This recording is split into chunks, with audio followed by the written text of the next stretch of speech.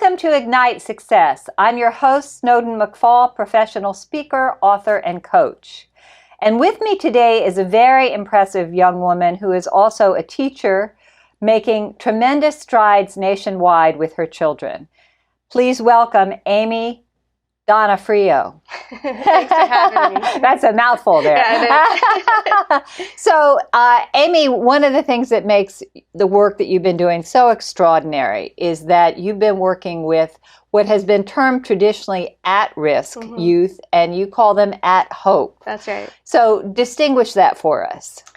So when we see kids as at risk, we see their deficiencies. We see where they can go wrong, and Evac's goal is to see where kids can go right, where their value is, where their skills and gifts are, and how can we capitalize on those as a city.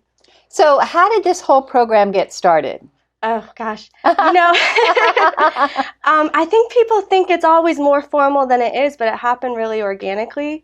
So I was a teacher at Lee High School, 7 years into teaching, and I was given the opportunity to do an upperclassmen leadership class. Originally, it wasn't supposed to be all boys. It turned into all boys. And we started exploring their stories, things they had in common, experiencing police brutality, issues in the justice system, loss of loved ones from homicide. And we thought, well, what can we do about it? Right. So we started by inviting some JSO officers in for a roundtable, and things just kind of snowballed. They went back and invited other people from the justice system in. And after a while, we're like, we need a name. What can we call this? Evac. So, and why Evac? Because I know it has something to do with the cave, right? It does. So Evac is cave backwards, and Plato's allegory of the cave is always my first lesson of the year for my classes. And so for people who don't know what that is, why don't you explain? If you don't know, you need to read it. But basically, it's this really old allegory about prisoners who've been chained in a cave since birth. And they don't know they're in chains, they don't know they're in a cave until one day a liberator descends the steps, unbinds their chains, and leads them to the light. And once you have been liberated, it's your responsibility to go back and liberate others. So they liberate other youth through their stories, letting them know they're not alone, giving them hope. And they also liberate adults into understanding of the realities of youth so they can make better decisions for them. And you've gotten national attention from this. One of your gentlemen was invited to the White House and you all went, is that right?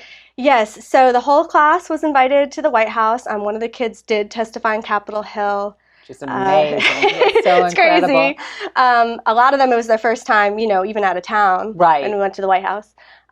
They've presented at Harvard 3 times in the last year. We just got back from Ferguson, Missouri. They flew us out because they're interested in doing the same thing. And it's so cool because it's the kids who are going there to teach them, right? That's right, which is wonderful, which is really amazing.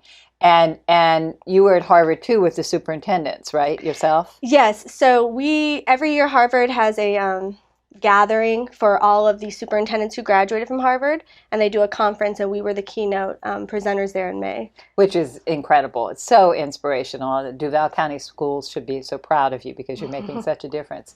Now tell me what kinds of lessons, because I've watched your TED. She also, by the way, folks, has a TED Talk, just in case, you didn't catch all our of her. TED Talk. Yes. Yeah, well, yes, her group has a TED Talk, and it's very inspirational. One of the things that's most striking about that is the way that you open it. And can you tell our viewers what that is? And I encourage you to go and watch the TED Talk. So essentially, whenever we have people come to our class for these roundtables, we show them our class data. And so we read off some statistics. We say, raise your hand, and we have everybody in the room raise their hand. Raise your hand if you've had a loved one incarcerated for a significant period of time. Every hand in the room goes up. Raise your hand if you've lost a close loved one to murder. Almost every hand in the room goes up. If you've lost a loved one to murder, yes. If you've been detained and questioned by police 3 or more times. If you've been shot at. And these numbers, for me, I thought I was close to students. I'd been teaching 7 years. But when I saw the volume of kids who had been through this, not just in that class, but I started doing it in all my classes, I couldn't believe how many youth in our city are going through circumstances that most adults wouldn't be able to handle, let alone thrive in.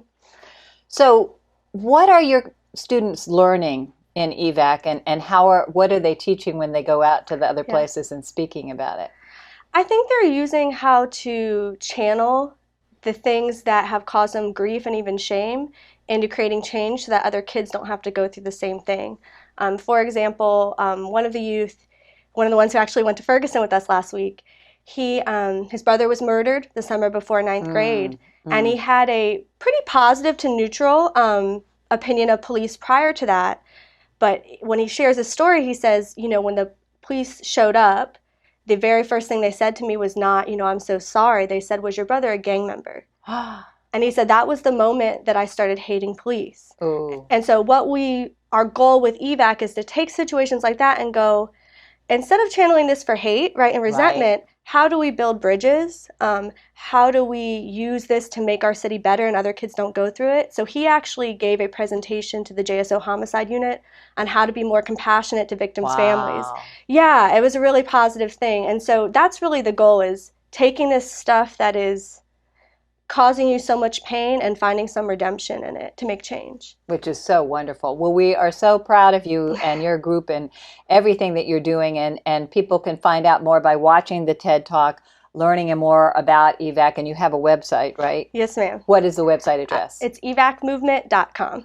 Wonderful. Thank you so much for all you do. You're a testament to great teachers. The kids are testament to great kids. Let's support them. The kids are amazing. Yeah. They are amazing. Thanks so much for being here. Thanks for having me.